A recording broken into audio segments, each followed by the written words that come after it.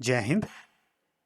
आज के लेक्चर में हम बैरल शिफ्टर का कंसेप्ट देखेंगे। We will learn the working of 4-बिट barrel shifter. It is a combinational circuit. ये जो बैरल शिफ्टर होता है ये कॉम्बिनेशनल सर्किट होता है। This is A barrel shifter. और इसी तरह से एक शिफ्ट रजिस्टर होता है, और जो शिफ्ट रजिस्टर होता है वो सिक्वेंशियल सर्किट होता है। शिफ्ट रजिस्टर के केस में फ्लिप फ्लॉप यूज होते हैं, पर ये जो बैरल शिफ्टर है this is a combinational circuit. तो बैरल शिफ्टर के केस में फ्लिप फ्लॉप यूज नहीं होते। बैरल शिफ्टर की हेल्प से हम डेटा को लेफ्ट या फिर राइट या फिर रोटेट कर सकते हैं। A barrel shifter is a digital circuit that shifts. ये शिफ्ट लेफ्ट साइड और राइट साइड दोनों साइड हो सकती है, और rotates data by specified number of bit position in a single operation. Shifter के केस में मल्टीप्लेक्सर यूज होते हैं। Multiplexer are used in shifter and multiplexer is a combinational circuit. अब ये जो बैरल शिफ्टर है इस केस में फ्लिप फ्लॉप यूज नहीं होते। Flip flop are not used in barrel shifter design. अब यहाँ पर फ्लिप फ्लॉप क्यों मेंशन किया गया है? मैंने अभी ये थोड़ी देर पहले आपको बताया था, एक बैरल शिफ्टर होता है, इसी तरह से शिफ्ट रजिस्टर भी होते हैं। पर जो शिफ्ट रजिस्टर होते हैं उसमें फ्लिप फ्लॉप यूज होते हैं। मतलब शिफ्ट जो रजिस्टर होता है वो सिक्वेंशियल सर्किट का एग्जाम्पल है। Generally barrel shifters are used in ALU। What is ALU? Arithmetic logic units. अब मुझे डिजाइन करना है 4-बिट बैरल शिफ्टर, तो उस केस में मुझे 4 मल्टीप्लेक्सर यूज करने हैं। इसी तरह से अगर डिजाइन करना होता 8-बिट बैरल शिफ्टर, तो उस केस में 8 मल्टीप्लेक्सर यूज करने थे। तो जनरल वे में मैं क्या बोल सकता हूं, अगर n बिट बैरल शिफ्टर बनाना है तो n/1 मल्टीप्लेक्सर यूज करने थे। तो अब डिजाइन करना है 4-बिट बैरल शिफ्टर, तो सिंपली 4 × 1 मल्टीप्लेक्सर यूज करने हैं। तो this is first, second, third and fourth 4 × 1 multiplexer. 4 × 1 multiplexer का क्या मतलब? 4 इनपुट्स हैं और सिंगल आउटपुट है। इस मल्टीप्लेक्सर की आउटपुट है Y3, इस मल्टीप्लेक्सर की आउटपुट है Y2, इसकी है Y1, इसकी है Y0। इसी तरह से 4 × 1 मल्टीप्लेक्सर में जो नंबर ऑफ सेलेक्ट लाइंस होती हैं वो होती हैं 2। तो आप देख सकते हो S1 S0 these are the select line, S1 S0 these are the select lines, S1 S0 select lines, S1 S0 select lines. अब ये जो मल्टीप्लेक्सर्स हैं, इन मल्टीप्लेक्सर की सिलेक्ट लाइंस में at a same time same data apply करते हैं। तो आप देख लो सभी मल्टीप्लेक्सर की जो सिलेक्ट लाइन है उनको एक पॉइंट में कनेक्ट कर दिया। आप देख लो डेट इज दिस वन। इसी तरह से जो S1 सिलेक्ट लाइन है उन सभी को एक लाइन के साथ कनेक्टेड कर दिया है दिस वन। तो simply eight a same time सभी मल्टीप्लेक्सर की सिलेक्ट लाइन में डेटा अप्लाई होगा। These are the outputs Y3, Y2, Y1, Y0। अब मुझे डिजाइन करना है 4-बिट बैरल शिफ्टर। अब ट्रुथ टेबल को देखते हैं। मल्टीप्लेक्सर 4 × 1 यूज करते हैं, तो दो सेलेक्ट लाइंस हैं S1 and S0। There are 4 outputs. Output कहां पर मिलती है? This one, Y3, Y2, Y1 and Y0। अब ये है data W3, W2, W1, W0। ये जो डेटा है इनको मल्टीप्लेक्सर की इनपुट के साथ कनेक्टेड करना है। अब इस लेक्चर में जो डेटा की शिफ्टिंग है वो मुझे राइट डायरेक्शन में करनी है। अब डेटा की शिफ्टिंग कैसे करनी है? अगर S1 और S0 में मैं 0 0 अप्लाई करता हूँ तो उस केस में Y3 में जो डेटा मिलना चाहिए वो मिलना चाहिए W3, Y2 में मिलना चाहिए W2, Y1 में मिलना चाहिए W1 और Y0 में मिलना चाहिए W0। तो बच्चों, कनेक्शन लगाते हैं। तो इनिशियली S1 और S0 में मैंने 0 0 सेलेक्ट किया। सभी मल्टीप्लेक्सर की सिलेक्ट लाइंस में 0 0 सेलेक्ट होगा। तो उस केस में क्या होगा, इन सारी की सारी मल्टीप्लेक्सर की I0 इनपुट सेलेक्ट हो जाएगी।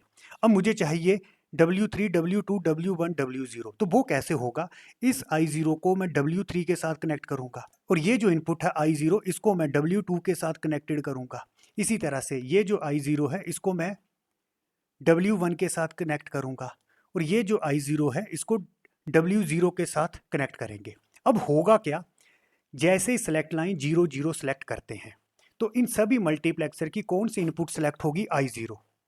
इसका मतलब क्या है, जो इंफॉर्मेशन I0 में होगी वही आउटपुट में मिलेगी। उसके लिए मैंने क्या किया, इस I0 को मैंने W3 के साथ कनेक्ट कर दिया। तो सिंपली अब ये जो W3 है ये Y3 में मिलेगा। तो इसी तरह से इस सेकंड मल्टीप्लेक्सर के I0 को W2 के साथ कनेक्ट किया, थर्ड मल्टीप्लेक्सर के I0 को W1 के साथ कनेक्ट किया, और फोर्थ मल्टीप्लेक्सर के I0 को W0 के साथ कनेक्ट किया।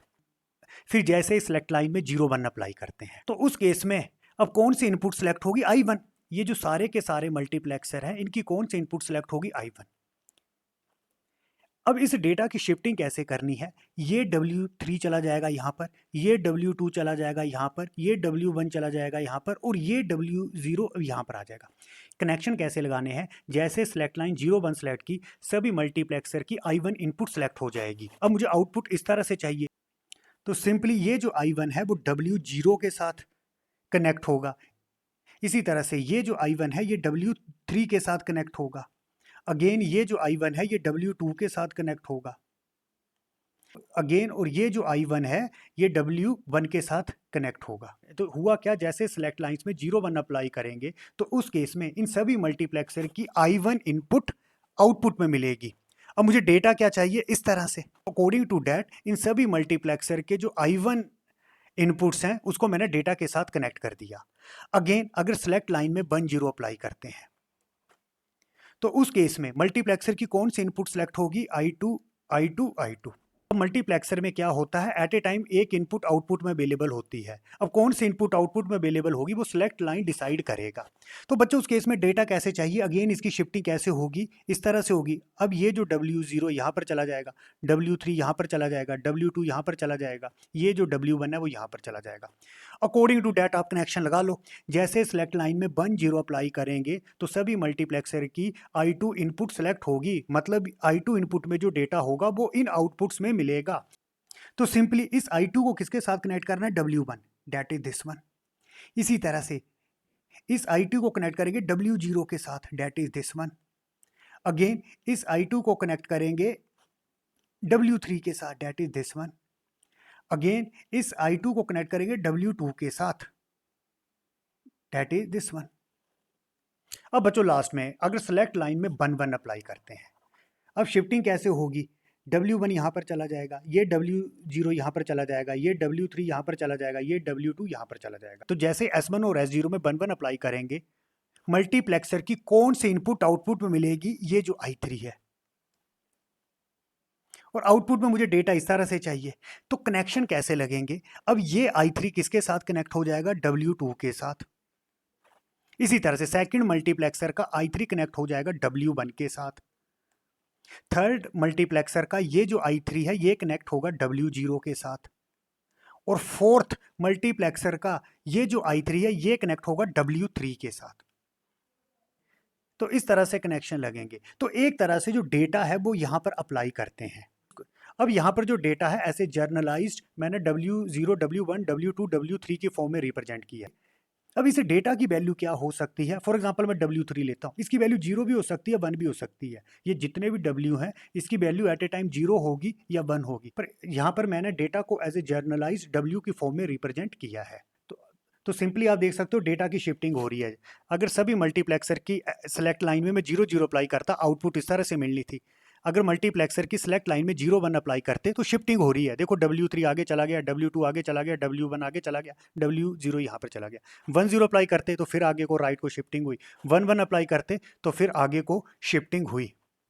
और मल्टीप्लेक्सर के केस में मैनी इनपुट और सिंगल आउटपुट होती है। मल्टीप्लेक्सर के केस में एट ए टाइम एक इनपुट आउटपुट में मिलती है। अब कौन से इनपुट आउटपुट में मिलेगी वो डिसाइड कौन करता है? ये जो सिलेक्ट लाइंस होती हैं ये डिसाइड करता है। तो this is a circuit diagram of 4-bit barrel shifter. These are select lines and these are the outputs. और आउटपुट कहां पर मिलती है? यहां पर by 3 by 2 by 1 by 0, and these are the inputs for multiplexers.